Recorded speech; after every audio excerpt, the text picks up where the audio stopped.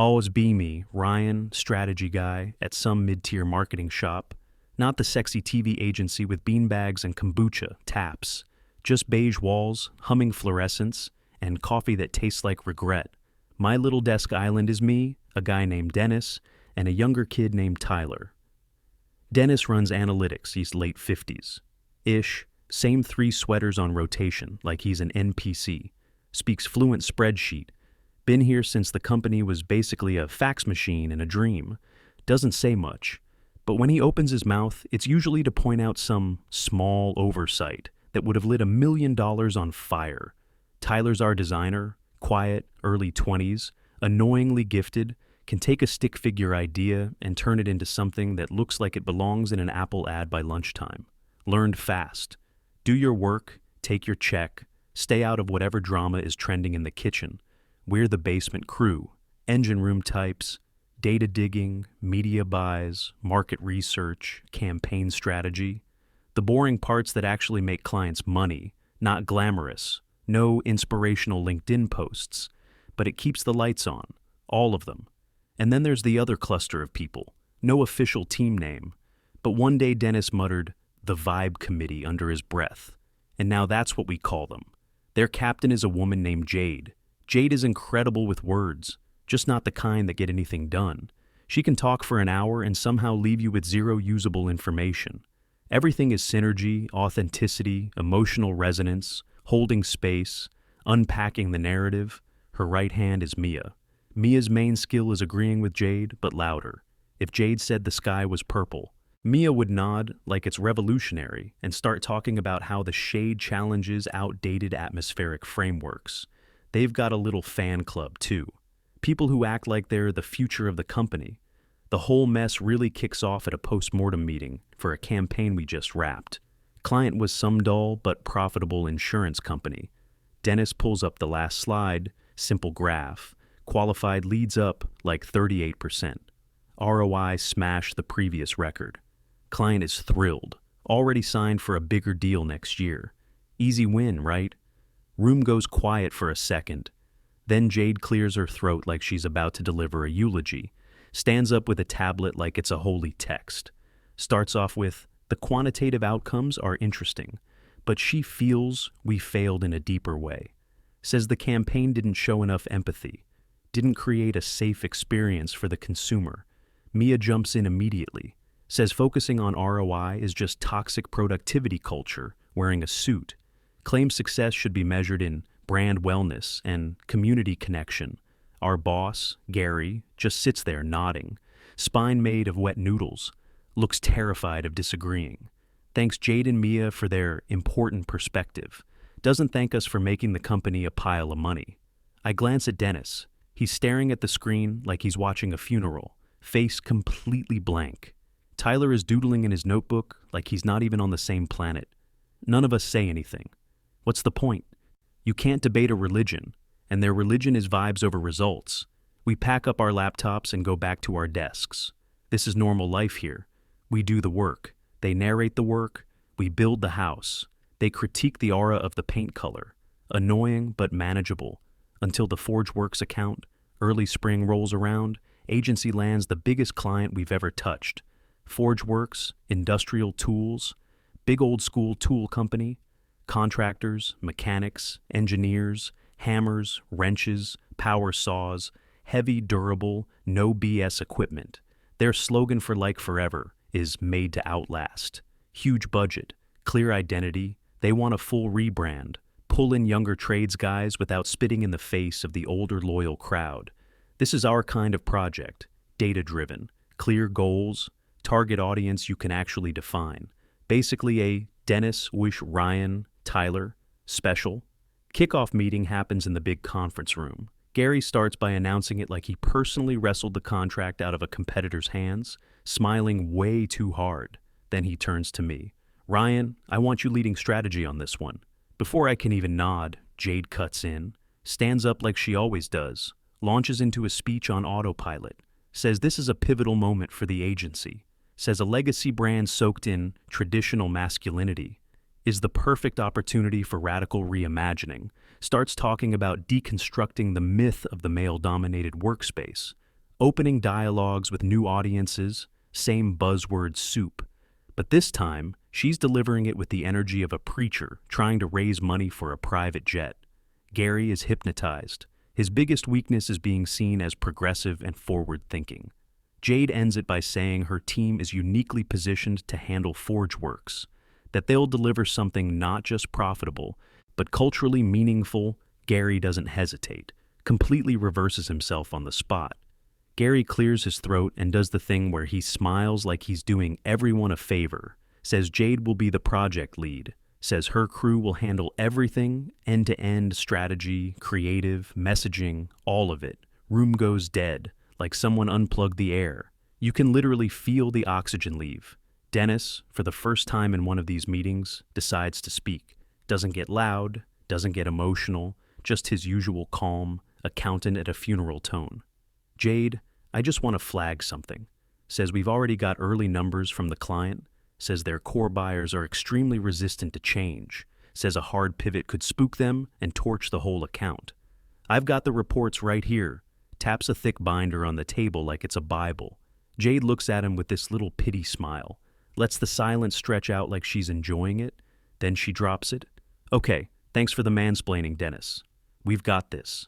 And just like that, it's not normal corporate nonsense anymore. That's not collaboration. That's a public slap.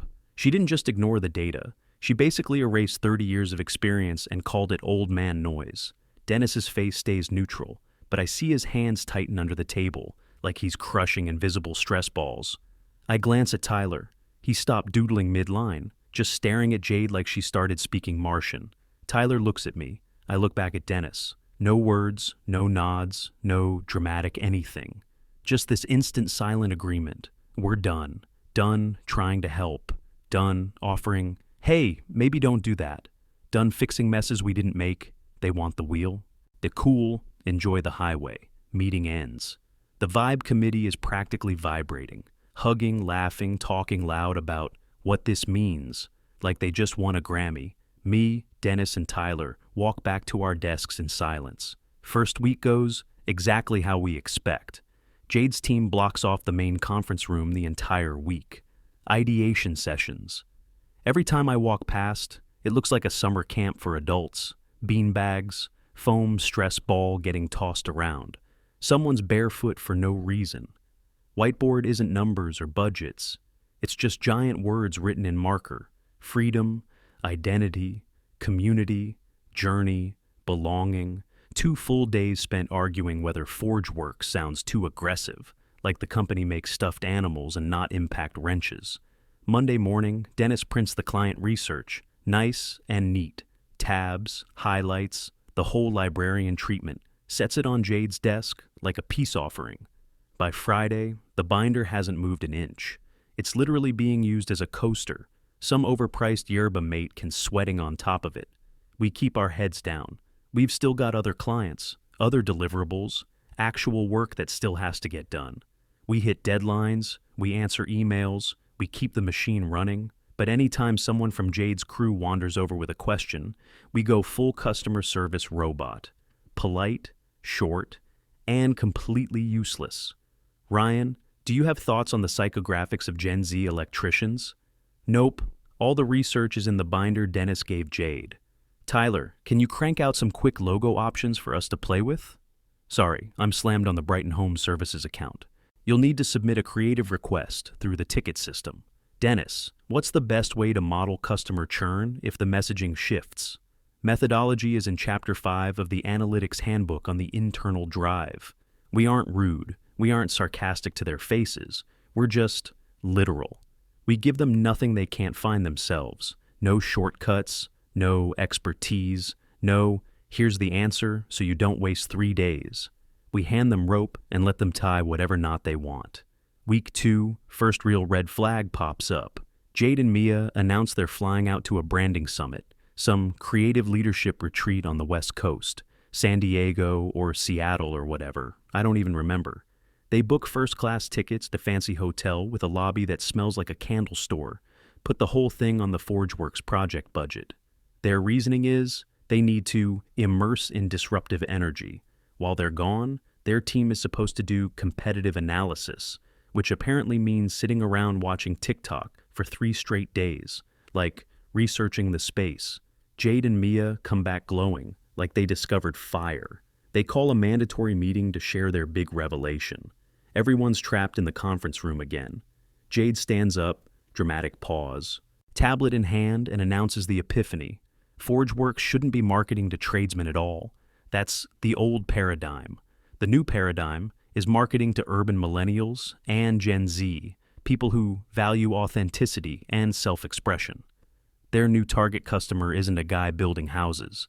It's a guy building terrariums in his apartment, posting reels about it with indie music in the background. They want to pivot the brand from rugged competence to creative lifestyle. Mia proudly unveils the first big product concept, artisanal eco-conscious tools, with pastel handles, like the wrench is supposed to match your throw pillows. Later, Tyler tells me he saw an early logo mock-up on someone's screen, the classic ForgeWorks anvil mark. But the anvil was replaced with a blooming lotus flower. He said he had to go to the bathroom so he wouldn't laugh in front of them. Around then, we start a private group chat. Me, Dennis, Tyler, mostly to share screenshots and play-by-play updates of the incoming train wreck. It becomes our coping mechanism, like documenting wildlife, except the wildlife is corporate delusion. Week 3 rolls in, and the client finally starts asking questions. ForgeWorks sends over a detailed questionnaire, market positioning, budget allocation, timelines, all the stuff that requires actual answers, not vibes. Jade's crew straight up ignores the client questionnaire. Not, we're working on it, not, we'll have it EOD, just radio silence, 5 days. ForgeWorks is sitting there like, hello? Then Gary finally gets a semi-panicked email from them, the kind with too many exclamation points and fake calm.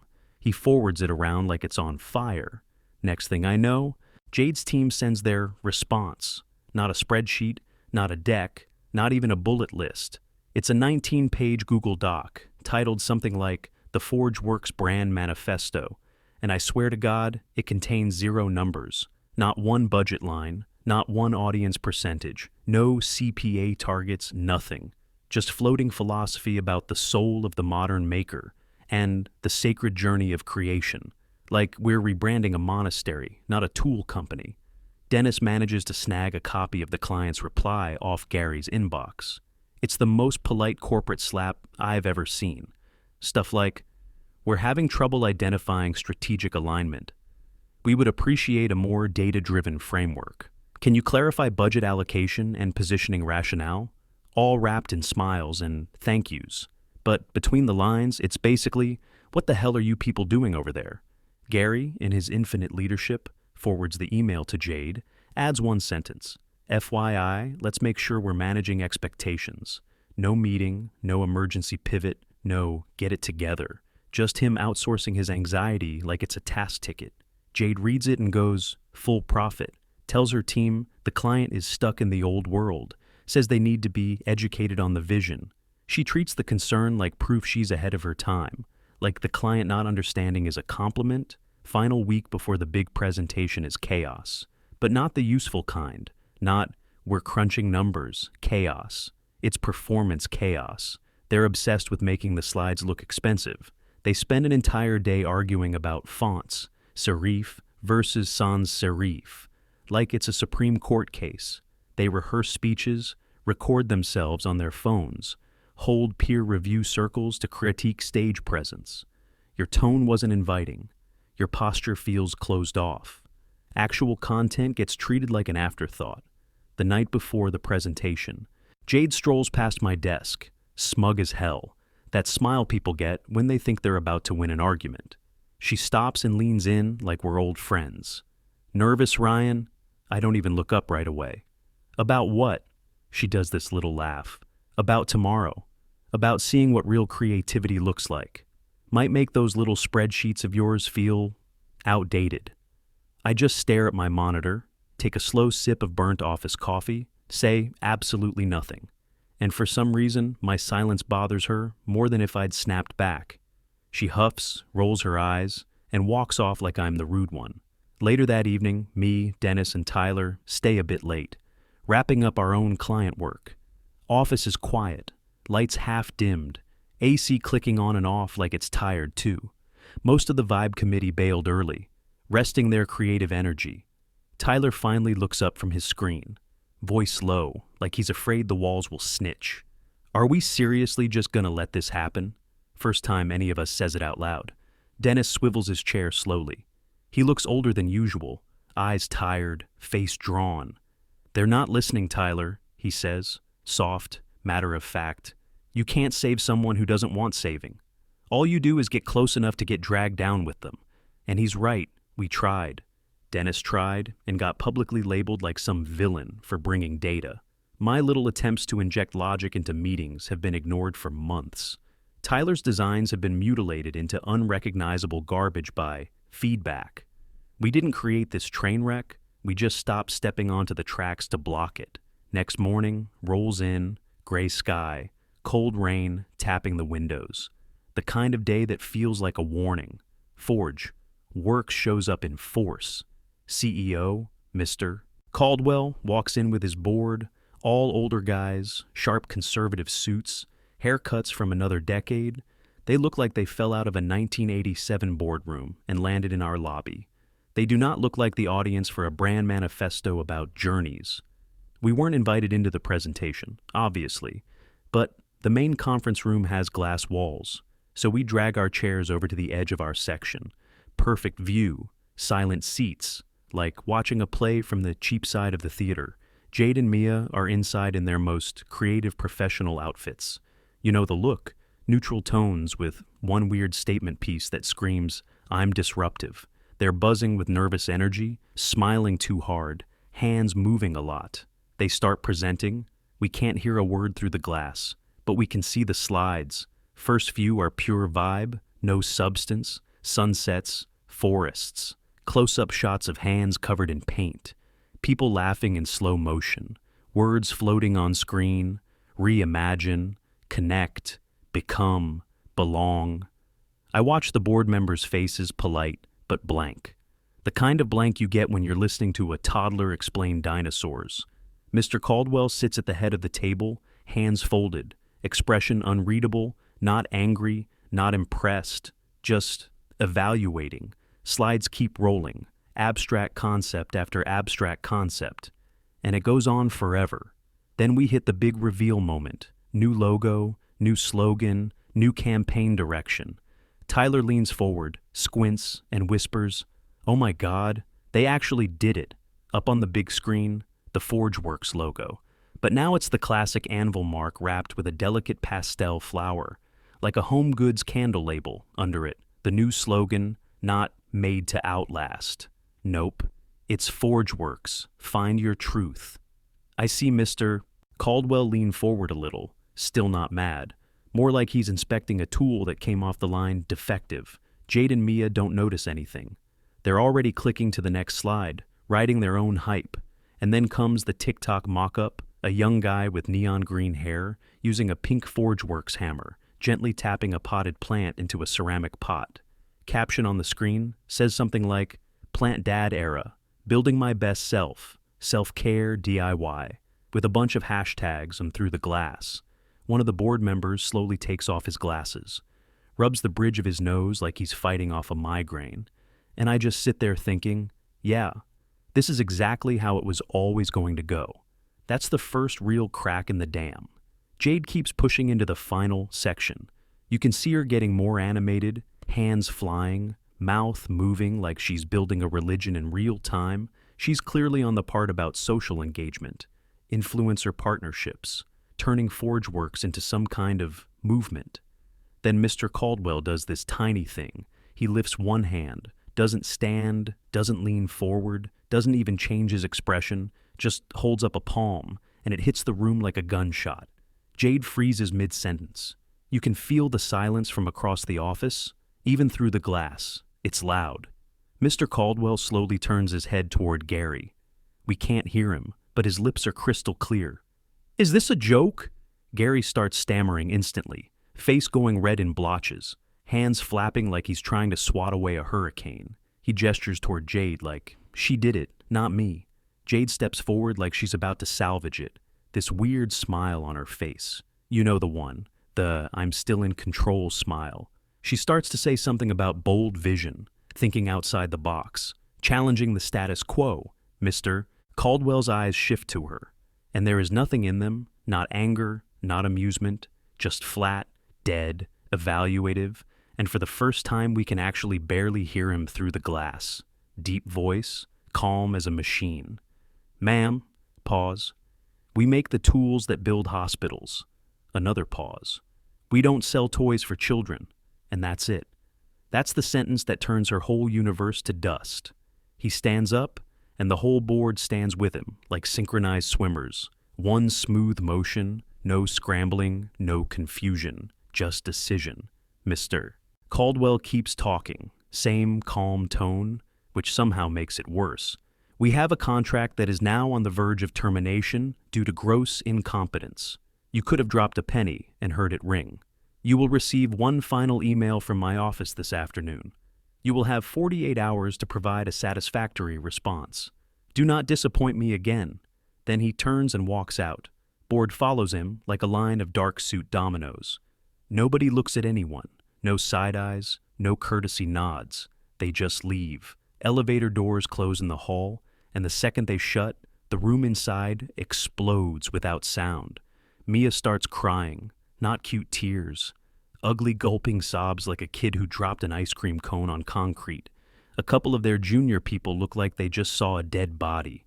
Jade is still standing there, frozen, face pale as printer paper, like she got unplugged. You can literally watch her trying to process reality, arriving at full speed.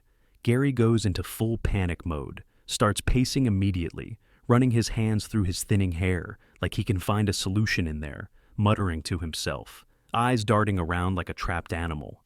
Then his gaze locks onto us, me, Dennis, and Tyler, sitting over by our desks like we're watching a documentary. Gary makes a beeline for us, moves fast, like a drowning guy spotting a rock. Ryan, he gasps, voice cracking. You saw that. You saw that. You have to fix this. I don't answer.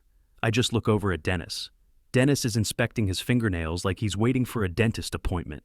Tyler is staring very hard at his screen, like the pixels are fascinating. We're a wall. Gary swallows, tries again. Please! His voice gets higher, almost squeaky. I'll do anything. Anything you want. Just fix it. I let the silence hang. I want him to feel how deep the hole is, how far down he already fell before he started screaming. Finally, I take a slow breath. Anything? Gary nods so fast it's pathetic. Yes, anything. I glance at Dennis, then at Tyler. They both give me this tiny, almost invisible nod. Not excited, just agreed. Negotiation starts. All right, I say, calm. We'll do it. But we've got 4 conditions, and none of them are negotiable. Gary is nodding so hard, I think his neck's gonna snap. Yes, whatever, of course. Condition 1. I hold up a finger. We take full control of this project immediately. Jade and her team are off it. They don't talk to us, email us, DM us, hover near us. They don't touch the files. Their access gets revoked today. We're the only authority from this point forward. Gary doesn't even blink. Done, he blurts, voice thin. Condition 2. Public apology. Jade writes a formal apology letter to Dennis for what she said in the kickoff meeting. That letter gets emailed to every single person in this department. I glance at Dennis. Corner of his mouth twitches for him. That's basically a victory parade. Gary nods instantly. Yes, absolutely. Done. Condition 3. Triple bonus for me, Dennis, and Tyler if we deliver a replacement proposal that satisfies the client. Bonus comes out of the budget that was assigned to Jade's team, including whatever they already burned on first-class flights and inspiration conferences. Gary hesitates for half a second, swallows hard, then nods anyway. Fair. Done. I lean in slightly for the last one, because this is the real one. Condition 4. If we save this account, I get authority to propose a full restructure of strategy and creative. Roles, workflow, performance metrics. My proposal gets implemented as is. No edits. This is the kill shot. This is me making sure this circus doesn't come back next quarter, wearing a new hat. Gary just stares at me. Long moment. He knows what I'm asking. It's basically me taking his steering wheel and his horn. Then his eyes flick back to the glass room. Mia still crying, Jade still in shock, the juniors staring at the floor. Gary looks back at me, and he breaks. "Done," he whispers. "Get it in writing," I say. "All 4 conditions. I want an email from you and HR before we type a single word." Gary turns and practically jogs back to his office. Like speed might undo what just happened. A few minutes later, email hits our inboxes, all 4 points, explicit. HR copied. I forward it straight into our private group chat, and just like that, the rope turns into a contract. I crack my knuckles, look at Dennis, look at Tyler. "All right," I say, "let's work." And it's honestly kind of terrifying how smooth it becomes, like watching a pit crew that's been waiting years for the car to finally come in. Dennis reaches down into the bottom drawer of his file cabinet, the one that's always locked, like he's hiding a gun in there or something. He pulls out this thick, unmarked navy binder. No logo, no label from Staples. Nothing, just 2 words on the front in neat block letters. Plan B. Turns out the guy's been cooking this up for weeks. Quietly, without saying a damn thing. He flips it open, and it's everything Jade's crew refused to touch. Market analysis, competitor breakdowns, demographic profiles, psychographic notes that actually map to real humans, pricing sensitivity, brand equity risks, a step-by-step strategy that reads like a checklist for not embarrassing yourself. He slides a section across to Tyler. Identity and logo concepts, Dennis says. Strength, reliability, heritage, start there. Tyler doesn't even talk, just nods. Once, plugs in his tablet like he's clocking into war. Dennis turns to me. "Ryan, strategy and copy." He taps a few pages with his finger. Messaging pillars are outlined. We need a new slogan, campaign language, and a media plan. Trade publications, industry sponsorships, targeted digital. He pauses, like he's savoring it. No TikTok.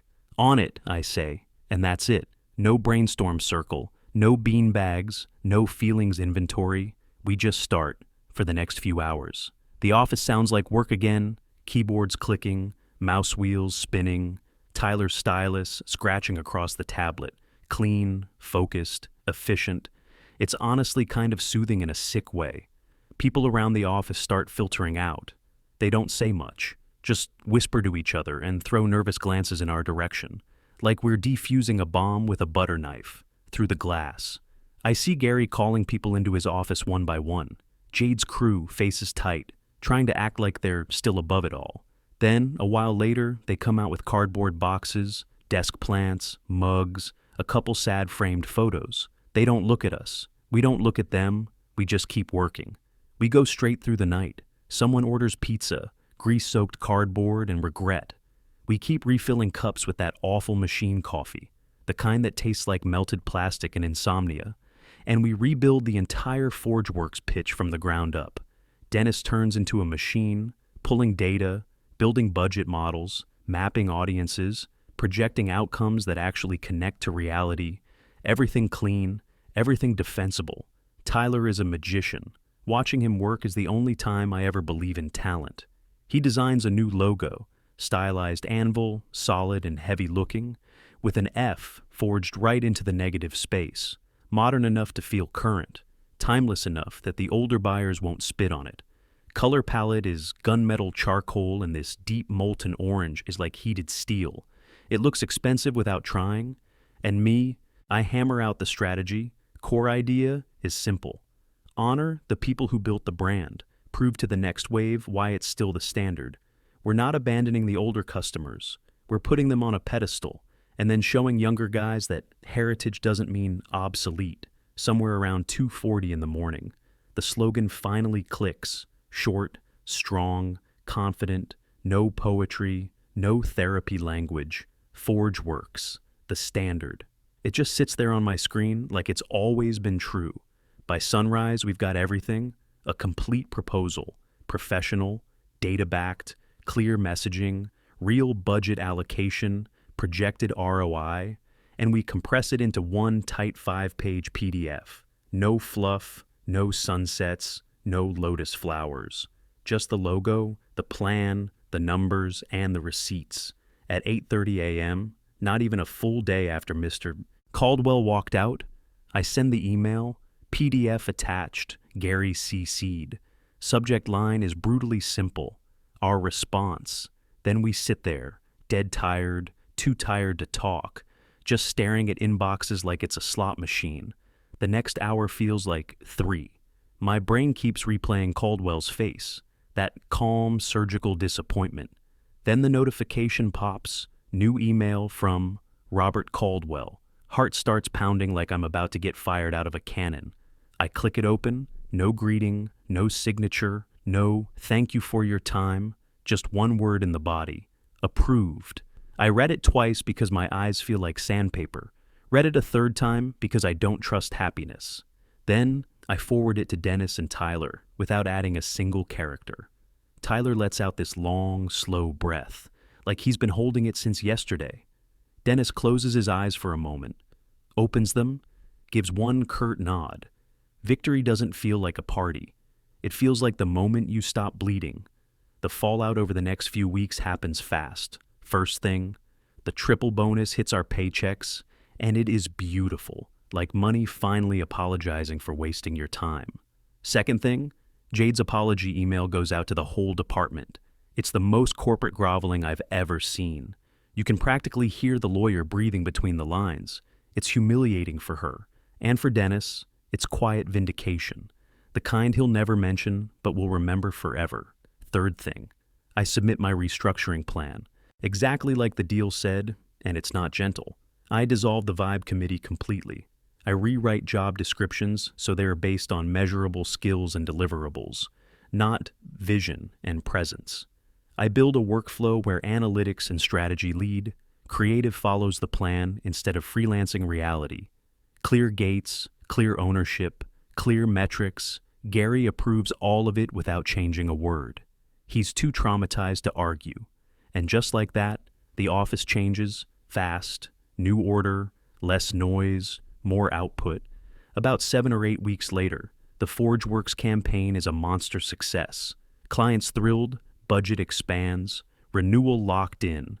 Gary walks around like he personally invented competence. And my condition 4 kicks in for real. I'm director of strategy now. Dennis runs the analytics department with an actual team under him. Tyler's lead. Designer with full control over his projects. No more committee feedback turning his work into pastel soup. This morning, I'm walking through the reorganized office. It's quieter, sharper. People actually focused. I stop near a little desk in the far corner by the loud copy machine. And there's Jade. No bright creative outfits anymore. Just a plain gray sweater, hair pulled back, face tired. Her new title is Data Implementation Associate, which is a fancy way of saying, I gave her the job that can't be gamed with vibes. She takes raw campaign data and manually enters it line by line into the central database. Monotonous, detail, obsessed, soul-crushing. Feelings don't matter. Accuracy is everything. She's staring at a giant spreadsheet, eyes glazed like she's watching paint dry in real time. The loud, confident leader is gone. What's left is a worker drone with a keyboard. I lean in slightly, keep my voice casual. Morning? Jade. How's the synergy with those data points? She flinches like I snapped a rubber band, looks up at me. For 1 second, I see a flicker of the old fire, pure hatred, sharp and bright. Then it dies immediately, replaced by this dull, empty resignation. It's fine, Ryan, she mumbles, eyes drop back to the cells. I watch her for another second. I don't feel happy. I don't feel sad. It's more like equilibrium, like something tipped too far, finally got dragged back to center. I never thought I'd get promoted because a group of people fought so hard to be useless. But here we are, some people build, and some people just clear the runway for the ones who do.